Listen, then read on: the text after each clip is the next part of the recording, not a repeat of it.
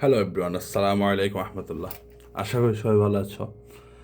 আমিও ভালো আছি। আসলে আজকে একটা ভিডিও করার জন্যই না, আমি আমার বাসায় বলি, মানে আমার একজন সিনিয়র বড় ভাই আমাদের সিলেট জেলার আর কি।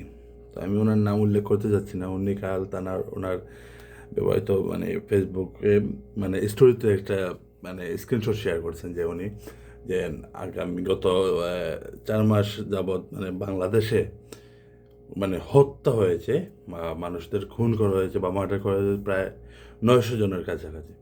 তো আমি ওই ভাইকে বলতেছি, ভাই আপনি আমার চিনেন, আমি খার কথা আমি আপনার কইলাম, আপনারই কইলাম, আপনার স্ক্রিনশট আমি একটা দুঃখ প্রকাশ করছি। যাই হোক, আপনার একদিন 15-16 বছর ক্ষমতা আসলে আপনার মাইজি সহ আপনার একদিন কত মার বুক খালি করছেন ভাইয়া, আর আপনি একটা স্ক্রিনশট দিলে এলেন। হ্যাঁ রে ভাই, এখনো তো কোনো দল ক্ষমতা তাইছে না।